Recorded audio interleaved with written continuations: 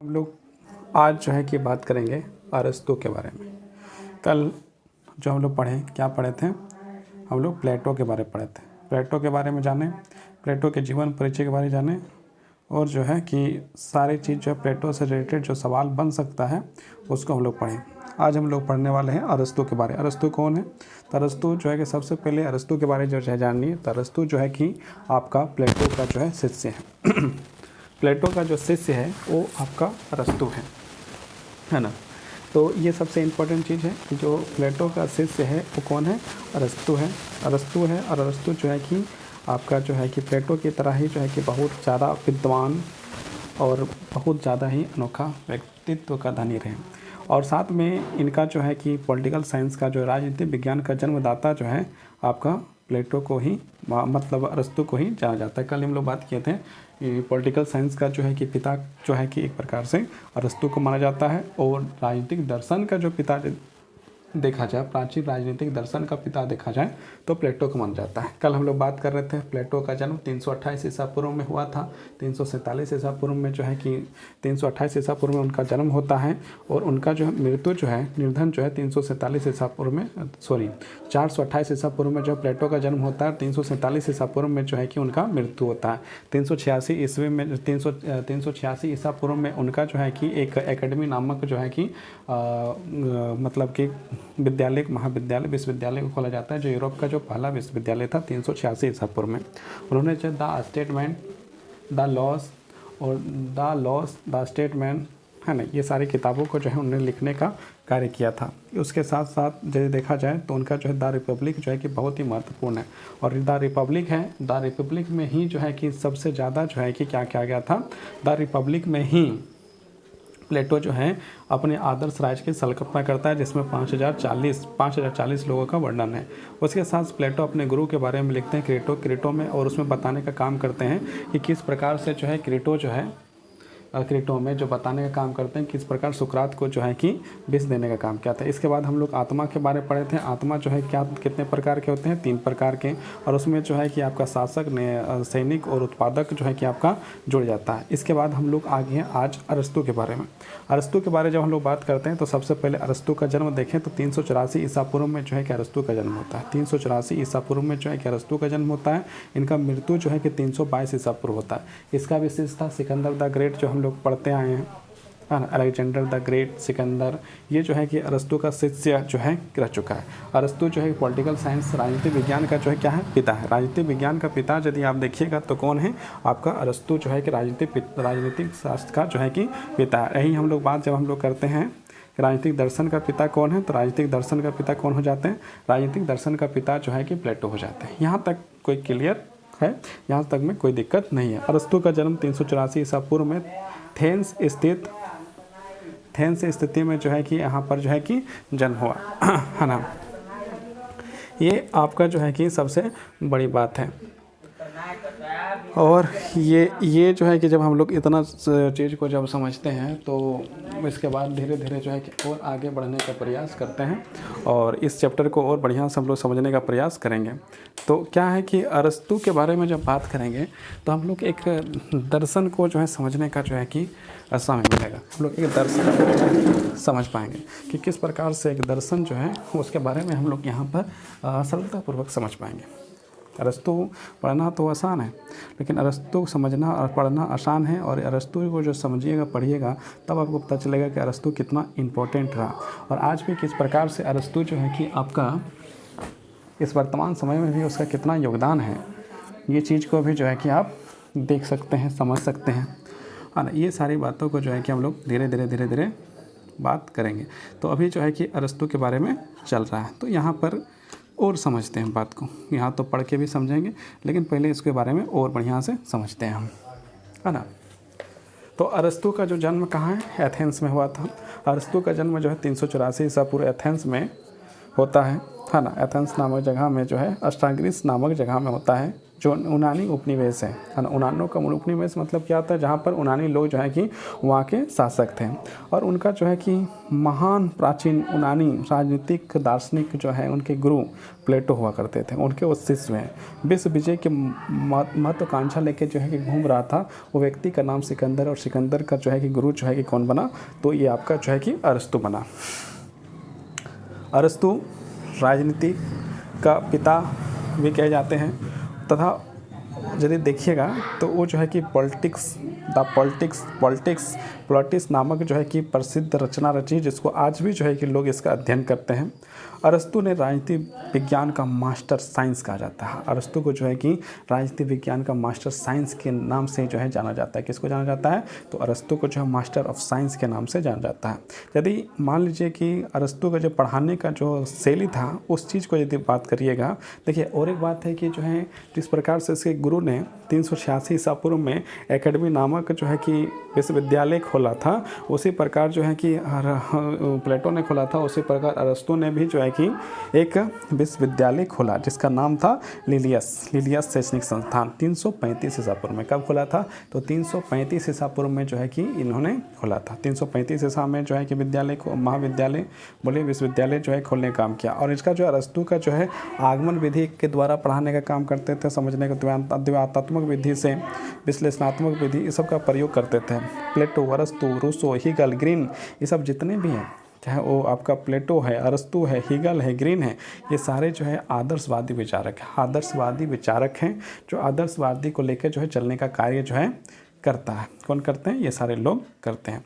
ये चीज़ सामान्य परिचय को जो है कि समझने में भूमिका बनाने के लिए जो है कि इस चीज़ को जानना जो है कि ज़रूरी है। अब आगे देखिए, विश्व के महानतम दार्शनिक में अरस्तु का नाम आता है। जरूर विश्व का जो है कि महान दार्शनिक में अरस्तु का नाम आता है। आज भी जो अरस्तु का जो है कि उसमें जो है कि लोग इसके अध्ययन करते हैं, उनके ग्रंथों को पढ़ते हैं और समझने का प्रयास करते हैं। उन्होंने न केवल ग्रीक दर्शन को नई दिशा दी, ग्रीक जो है कि उसके दर्शन को आगे बढ़ाने का काम ही नहीं, बल्कि विज्ञान, राजनीति, नैतिकता, विज्ञान में भी जो है कि बहुत ज़्यादा उन्नति की, राजनीति में भी जो है बहुत ज़्यादा उन्नति की, नैतिकता को जो है बढ़ाने का काम किया, काव्य शास्त्र को लिखने का काम किया, तर्क शास्त्र को विकसित करने का काम किया, और शिक्षा के क्षेत्र में अमूल्य योगदान दिया।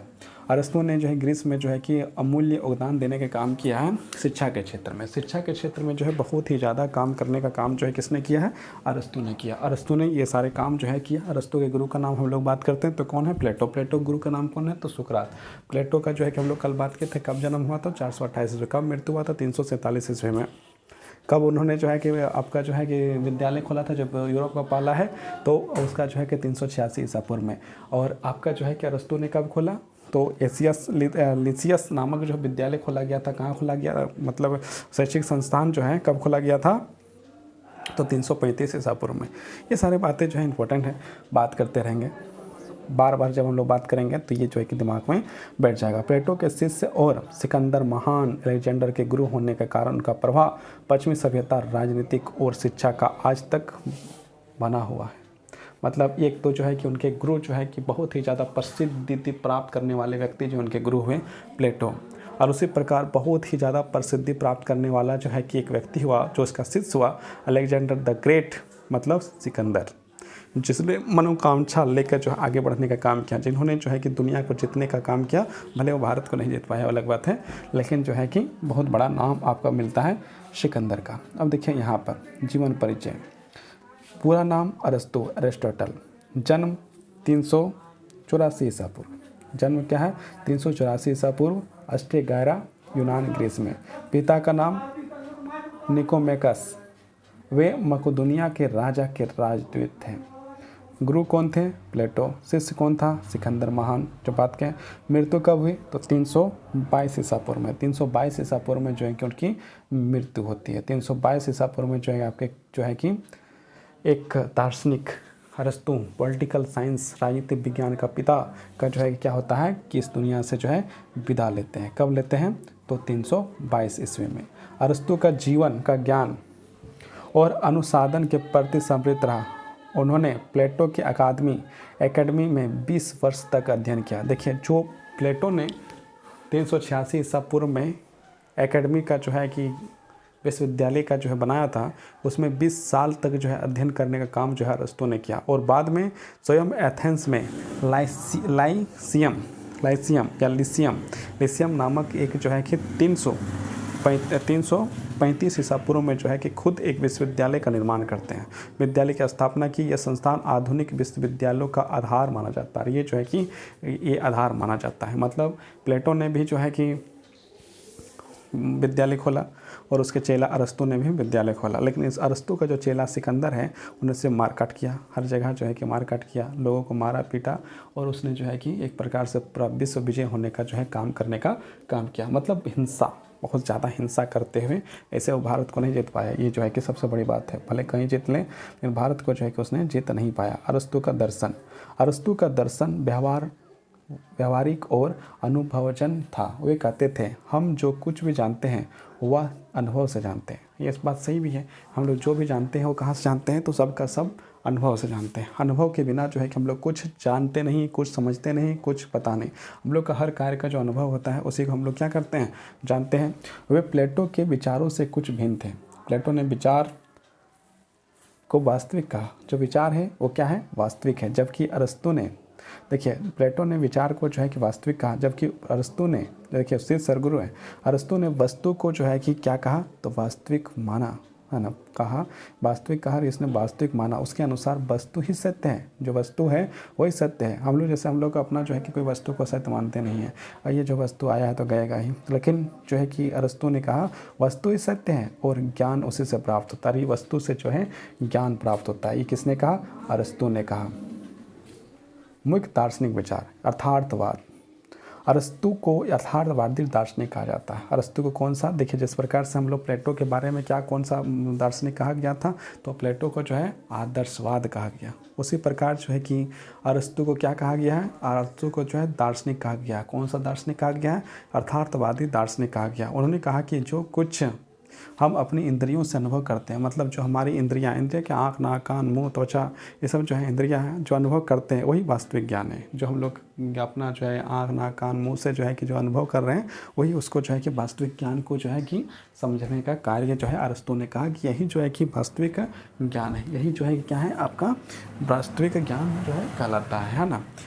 तो ये किसने कहा, तो अरस्तु ने कहा। अरस्तु ने इस चीज़ को जो है कि कहने का काम किया कि जो कि हम लोग जो इंद्रियों से जो हम लोग जानते हैं वही जो है क्या है, तो वास्तविक ज्ञान है ना। अब आगे बढ़ते हैं।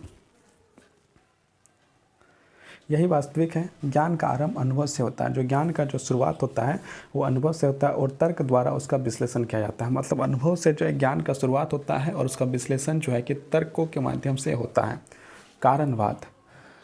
कारणवाद। अरस्तु ने कहा कि हर वस्तु के अस्तित्व के पीछे 4 कारण होते हैं। मतलब कोई वस्तु है तो उसके पीछे जो है कि 4 कारण होंगे। ये पहला द्रव्य कारण, दूसरा रूप कारण, तीसरा कृत कारण और चौथा आपका परम कारण। तो द्रव्य कारण, वस्तु किससे बनी है, मतलब सबसे पहले हम लोग जानेंगे वस्तु जो है किससे बनी है।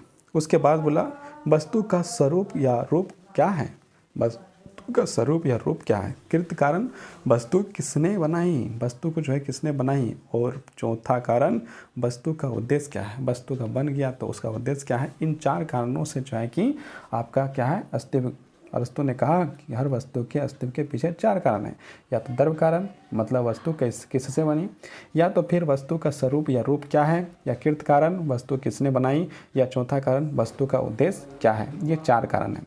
यह सिद्धांत विज्ञान और दर्शन दोनों में अत्यंत महत्वपूर्ण है।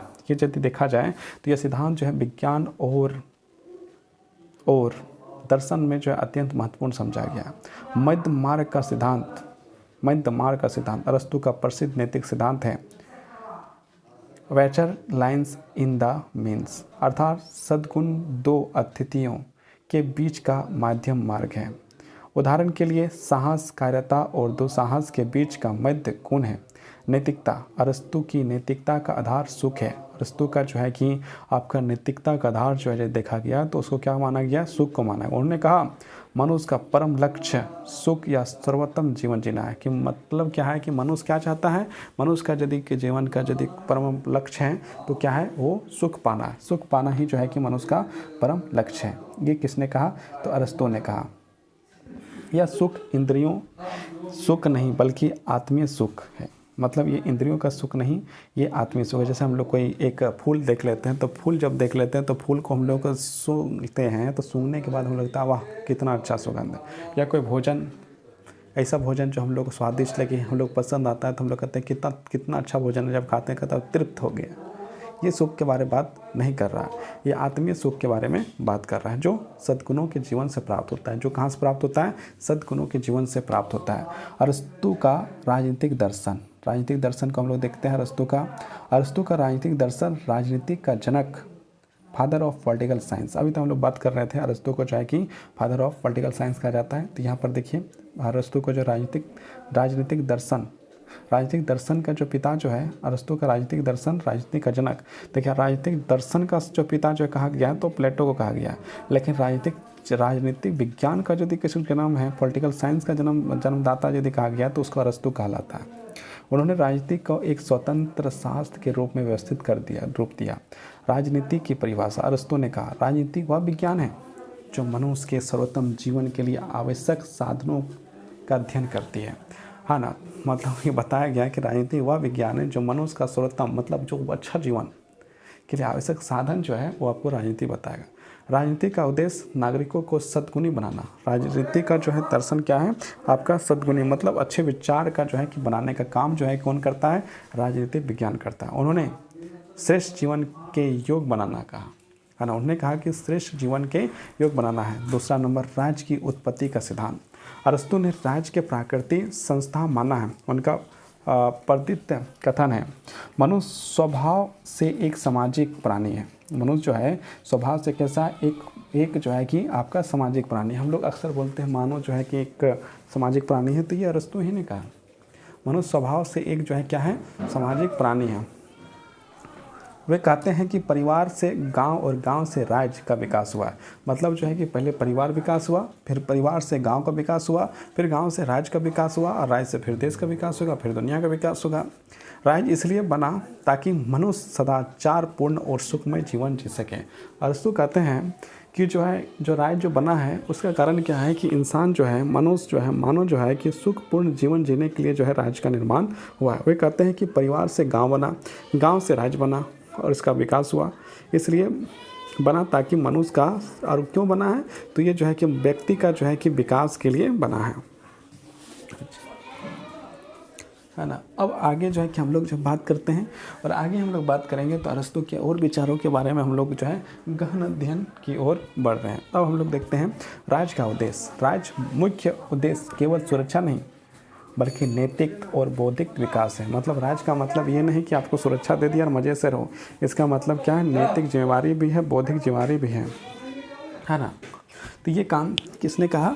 तो ये जो है सारे अरस्तु के द्वारा कहा गया है। ये सब सारा बात जो है किसने कहा? तो अरस्तु के द्वारा ये सब बातें जो है कहने का काम किया गया। अब हम लोग जो है कि आगे बढ़ते हैं। नैतिक विकास भी और बौद्धिक विकास भी। राज्य के नैतिक संस्था माना गया। राज्य को जो है नैतिक संस्था के रूप में माना गया है, जो मनुष्य के सर्वोत्तम जीवन को और अक्सर करने के लिए काम करे। मतलब जो है कि और ज़्यादा अच्छा बने और ज़्यादा बढ़िया बने, इसके लिए जो है काम करे। इसके लिए जो है राज्य का जो है बनाने का काम किया गया है ना।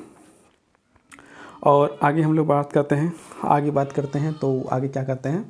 शासक के प्रकार, है ना। शासक के प्रकार अरस्तु के जो है कि शासक के 6 प्रकार बताएं। अरस्तु ने जो है शासक के कितने प्रकार बताएं? 6 प्रकार जो है कि शासक के बताएं। जिस प्रकार से हम लोग और सारे दार्शनिक को धीरे धीरे इसे तो पढ़ते जाएंगे, है ना। आज जो है कि विश्लेषण का ये सेकंड दिन है और अभी तक हम लोग जो है कि जो बात किए थे, जो हम लोग MCQ कर दिए हैं, वो तीन क्लास कंप्लीट हो चुका है। आप लोग जो है कि PDF जाकर देख सकते हैं, पढ़ सकते हैं, समझ सकते हैं, और आपके जो है लाभकारी हो तो आप अपना रखिए बढ़िया से दिमाग में सजा कर, और यदि लाभकारी ना हो तो अलग बात है, फिर आप जो है कि जहाँ आपको अच्छा मिलता है वहाँ आप जा सकते हैं। सही रूप से जो है कि अरस्तु ने जो है कि शासन का कितने प्रकार बताए? 6 प्रकार। राजतंत्र, तानाशाही। पहला राजतंत्र, दूसरा तानाशाही, तीसरा अभिजनतंत्र, तीसरा जो है अभिजनतंत्र। पहला राजतंत्र, तानाशाही, अभिजनतंत्र, उसके बाद कुलीन तंत्र, उसके बाद जनतंत्र, उसके बाद भीड़ तंत्र। पहले राजतंत्र, तानाशाही, अभिजनतंत्र, कुलीन तंत्र जनतंत्र और भीड़ तंत्र, ये 6 प्रकार के जो है कि बारे में बात कौन करते हैं, तो अरस्तु बात करते हैं। उन्होंने पॉलिटी को सबसे श्रेष्ठ शासन का रूप माना क्योंकि यह जनहित में कार्य करता है ना। पॉलिटी जो है कि एक प्रकार से सबसे अच्छा माना क्योंकि ये कार्य जो है कौन सा करता है, तो ये जो है कार्य करता है आपका सबके जो है कि विकास के लिए, सबका जनहित के लिए, सबका जो अच्छाई के लिए, सबका जो बुराई दूर करने के लिए कार्य करता है।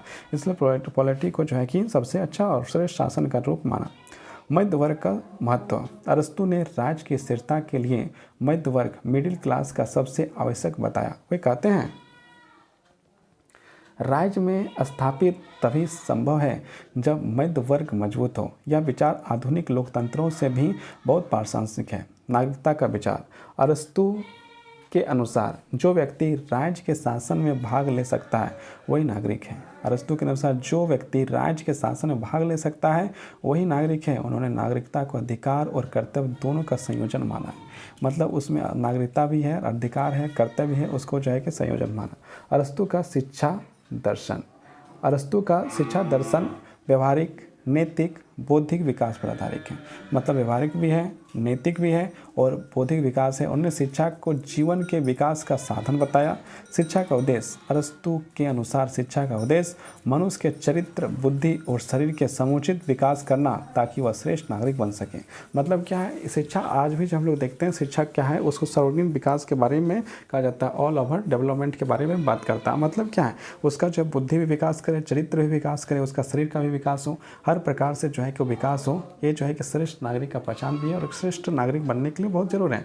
मान लीजिए किसी का शरीर जो है कि अविकसित रह गया तो भी दिक्कत है, किसी का जो मस्तिष्क जो अविकसित रह गया, बुद्धि की कमी रह गया तो भी दिक्कत है। तो ये सारे जो चरित्र निर्माण भी जो है कि बहुत इंपॉर्टेंट है। इसलिए जो है कि आज के समय में जो है कि लोग इस बात को जो है कि देख सकते हैं, आसानी से सरलतापूर्वक देख सकते हैं। मनुष्य के चरित्र, बुद्धि और शरीर का समुचित विकास करना ही श्रेष्ठ नागरिक बन सके, है ना। ये बात जो है कि अरस्तु के द्वारा जो है कि कहा है शिक्षा के क्षेत्र में। शिक्षा के चरण क्या है, तो शिक्षा के चरण, अरस्तु ने शिक्षा के आयु के अनुसार 4 चरणों में बांटा। 4 चरणों में शिक्षा को बांट दिए। एक जो है कि शिशुअवस्था, फिर बाल्यावस्था, फिर किशोरावस्था, फिर युवावस्था। जब हम लोग बीएड करते हैं तो बीएड में ये चीज़ हम लोग पढ़ते हैं, शिशुअवस्था, बाल्यावस्था, किशोरावस्था, युवावस्था, प्रौढ़ व्यवस्था, ये सारी व्यवस्थाओं को हम लोग जो है कि पढ़ने का काम करते हैं। तो उसी प्रकार से यहाँ पर आपको जो है दिखाई दे रहा है। तो शिशुअवस्था कितना है, तो 7 वर्ष तक। शिशुअवस्था मतलब जन्म से 7 वर्ष तक, 7 वर्ष से लेकर 14 वर्ष तक नैतिक प्रशिक्षण। बाल्यावस्था हो जाएगा, किशोरावस्था 14 से लेकर 21 वर्ष, बौद्धिक विकास मतलब दिमाग का जो विकास करने के बारे में बात कर रहा है। ये जो है कि सारी चीज़ हम लोग जो है कि बीएड में जो है आप लोग पढ़े हैं, देखे हैं और समझे हैं। तो ये बात जो है कहीं ना कहीं आप लोग पहले से भी देख चुके हैं। तो हम लोग जो है कि अरस्तु के द्वारा जो है कि बांट दिया गया 4 चरणों में। उसमें सबसे पहला यदि आता है तो कौन आता है, शिशुअवस्था। दूसरा में क्या आता है, तो बाल्यावस्था। तीसरा में क्या आता है आपका किशोरावस्था और चौथा में आता है आपका युवावस्था। युवावस्था कहाँ से रखा गया है, तो 21 वर्ष से ऊपर नागरिक और व्यवहारिक शिक्षा के बारे में वहाँ से बात करता है। तो अब हम लोग जो है कि आगे बढ़ते हैं शिक्षा के विषय। शिक्षा के विषय क्या होंगे, तो साहित्य होगा, गणित होगा, संगीत होगा, शारीरिक शिक्षा होगा, राजनीतिक और नैतिकता होगा। मतलब साहित्य के बारे में जानकारी होगा, गणित आएगा। और जैसे गणित के बारे में बात किया जाए तो प्लेटो जो है कि 386 ईसा पूर्व में जब एकेडमी का जो संस्थापना किया था उस समय ये चीज़ लिख दिया गया था कि जिसको गणित नहीं आता है वो मत आइए, जैसे गणित आता है वही आइए। तो यही एक बात है। शिक्षा के अनुशासन, अरस्तु ने कहा कि शिक्षा में अनुशासन अत्यावश्यक है। बिना अनुशासन के चरित्र का निर्माण असंभव है। जहाँ पर अनुशासन नहीं तो हम लोग को सफलता जो आसानी से नहीं मिलता है, कहीं कहीं मिल जाता है, कहीं कहीं नहीं मिलता है। इसलिए जो है कि अरस्तु ने कहा कि जब अनुशासन अत्यावश्यक है, अनुशासन जो है कि नहीं रहेगा तो फिर कैसे होगा। बिना अनुशासन का चरित्र का निर्माण नहीं हो सकता। जब चरित्र का निर्माण करना है तो आपको अनुशासन में रहना ही पड़ेगा। वे मानते थे कि शिक्षा राज्य द्वारा शिक्षा, वे मानते थे कि शिक्षा राज्य के नियंत्रण में होनी चाहिए, मतलब राजा के नियंत्रण में होना चाहिए। उसमें राजतंत्र था तो राजा के नियंत्रण, ताकि सभी नागरिक समान रूप से प्रशिक्षित हो सके। आज जैसे हम लोग देखते हैं तो गवर्नमेंट शिक्षा देती है और प्राइवेट स्कूल में शिक्षा देती है, दोनों में जो अलग अलग और अंतर है।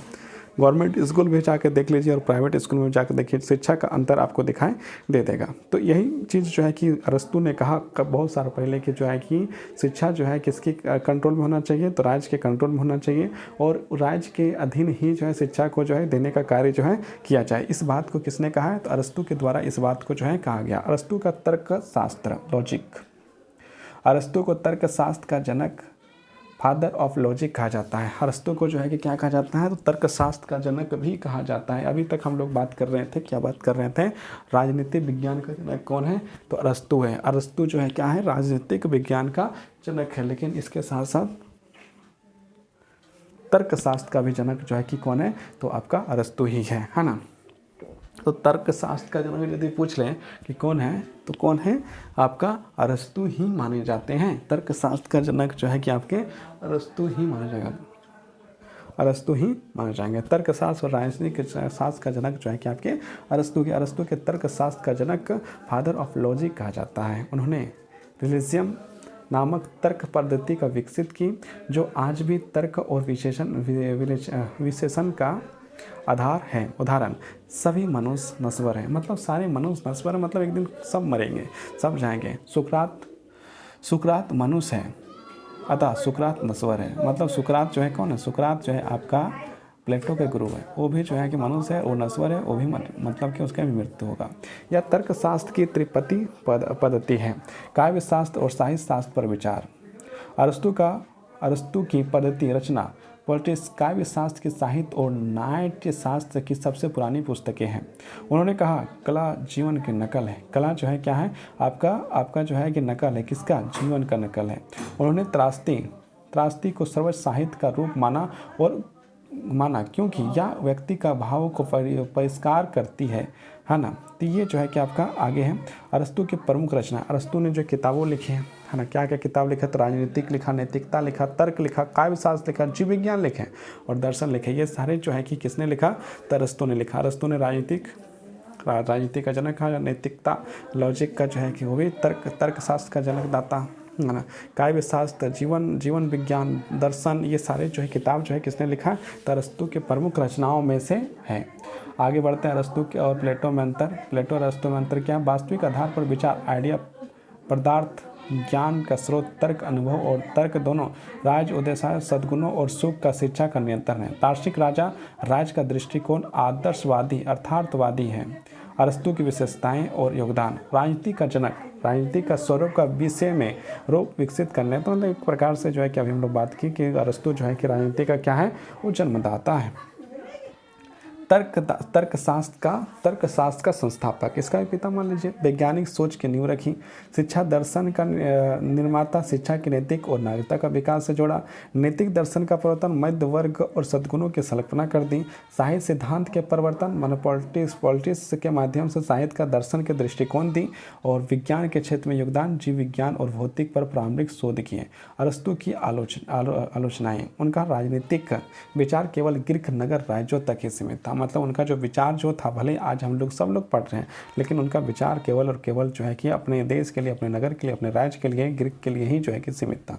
उन्होंने दास प्रथा और प्रकृति बताया, जो कि आधुनिक दृष्टिकोण की अनुमति देता है। और देखिए अरस्तु ने दास प्रथा का भी समर्थन किया था और ये भी कहा था कि जो दास को ज्ञान हो जाता है तो उसे दासता से मुक्त कर देना चाहिए। महिलाओं को पुरुषों से निम्न माना गया। जो महिला है, अरस्तु की नज़र में महिला जो है कि निम्न है। आधुनिक लोकतंत्र में व्यापक विचार उसमें नहीं थे, आधुनिक लोकतंत्र का व्यापक विचार उनमें नहीं देखा गया। फिर भी उनकी विचारधारा ने आधुनिक विज्ञान की राजनीतिक शिक्षा की नींव रखी, है ना। अब निष्कर्ष में आते हैं। निष्कर्ष क्या है, अरस्तु का दर्शन मानवता के लिए अस्थायी प्रेरणा का स्रोत है। उन्होंने ज्ञान के लगभग हर क्षेत्र में योगदान दिया। दर्शन, राजनीति, शिक्षा, नैतिकता, तर्क, विज्ञान, साहित्य, उनका यह कथन आज भी प्रासंगिक है। ज्ञान का उद्देश्य केवल जानना नहीं बल्कि अच्छा करना है। ज्ञान का उद्देश्य केवल जानना नहीं है बल्कि अच्छा करना भी है ना। अरस्तु ने जिस अर्थार्थवादी, नैतिक और संतुलित जीवन की वकालत की है, वही आज के समाज की आवश्यकता है। इसलिए उन्होंने सही कहा था, अरस्तु जो प्लेटो का शिष्य और समस्त संसार का शिक्षक है। और देखिए अरस्तु जो प्लेटो का शिष्य और समस्त संसार का शिक्षक है।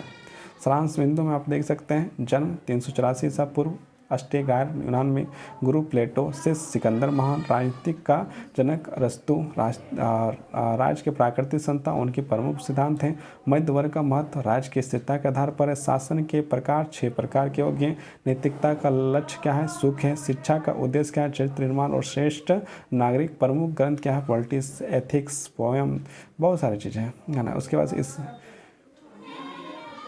है ना, ये चीज़ आपका देखिए यहाँ पर या जो है कि माध्यमिक शिक्षक के लिए हो, बीएड के लिए, एस्टेट के लिए, सीटेट के लिए हो, या आपका जो है विज्ञान के लिए हो, दर्शन के लिए, सारे लोगों के लिए जो क्या है ये इम्पोर्टेंट है। इसलिए इस चीज़ को आप लोग जो है कि देख सकते हैं, समझ सकते हैं और इसको जो है कि अपने जीवन में उतार सकते हैं, और जो आप सीख सकते हैं उसको जो अपने जीवन में उतार कर आप अच्छे कार्य जो है कर सकते हैं, है ना। तो ये चीज़ आप जो है कर सकते हैं, ये सारा चीज़ें। अब अरस्तु के बारे में यदि आप मोटा मोटा जानिएगा तो उनका जो है कि परिवार, बच्चे, दास, सब के बारे में कुछ ना कुछ जो है क्या है। अरस्तु परिवार में अरस्तु के पति पत्नी, बच्चे व दासों में शामिल किया गया। अरस्तु के आधार पर परिवार एक स्वाभाविक संस्था थी। अरस्तु के अनुसार परिवार में पति पत्नी, बच्चे व दास होते हैं। मतलब एक परिवार में जो है कि क्या है कि जो है कि एक जो है कि आपका परिवार है, उसमें पति पत्नी होगा, बच्चे होंगे और कौन होंगे, दास होगा। परिवार का मुखिया पति होगा। परिवार का यदि चलाने का जो कार्य करेगा मुखिया जो है वो कौन होगा, तो पति होगा, जिसमें विवेक सर्वश्रेष्ठता होगा। पत्नी के अल्प विवेक होता है। मतलब कहा गया कि जो लड़कियों पर जो एक प्रकार से इनडायरेक्टली कह दिया कि विवेक नहीं है ना। जबकि बच्चों का विवेक अविकसित है। लेकिन बच्चा यदि है तो उसका विवेक जो है अविकसित है। और कौन सा बच्चा, तो लड़का है तो उसका दिमाग जो अविकसित है, लड़की है तो उसका जो है कि विकास ही नहीं होगा। ये बात अरस्तु जैसे महान दार्शनिक जैसे लोगों के द्वारा भी कहा गया, जो एक प्रकार से नेगेटिव लगता है। प्लेटो के अनुसार मुखिया का शासन राजा का नागरिकों के समान होता है। मुखिया का शासन नागरिकों का जो है कि आपका किसके समान होता है। प्लेटो के अनुसार मुखिया का शासन राजा का नागरिकों के समान होता है। लेकिन इस बात को जो है कि क्या करता है, अरस्तु ने इसका खंडन कर दिया। इसको जो है कि खंडन कर देते हैं। और जो दास पर विचार देखें तो अरस्तु ने दास प्रथा का समर्थन कर दिया। अरस्तु के अनुसार वे व्यक्ति दास है जो विवेक से शून्य है। जिसके पास विवेक नहीं है, जिसके जो विवेक से शून्य है, वो जो है कि दास होते हैं। अरस्तु ने विवेक शून्य लोगों को दासों के श्रेणी में रखा। जिसके पास विवेक नहीं है थोड़ा सा, तो उसको जो है कि आपको जो है कि कहाँ रख दिया गया, दास के श्रेणी से बाहर कर दिया। जो शारीरिक रूप से बलिष्ठ लोगों के दास होते हैं, मतलब जो बुद्धिमान है और बलिष्ठ है उसके दास हो जाएंगे। दास मनुष्य के जीवित संपत्ति और परिवार का भाग होता है। मतलब कोई परिवार का जिस प्रकार से आज जो है कि आप जो है कोई अलमारी ले लीजिए, कुर्सी ले लीजिए, जिस प्रकार से भाग होता है उसी प्रकार जो है परिवार का भाग जो कौन होता है, एक दास होता है। तो ये जो है कि आपका जो है किसने कहा, तो ये जो है सारे अरस्तु ने कहा।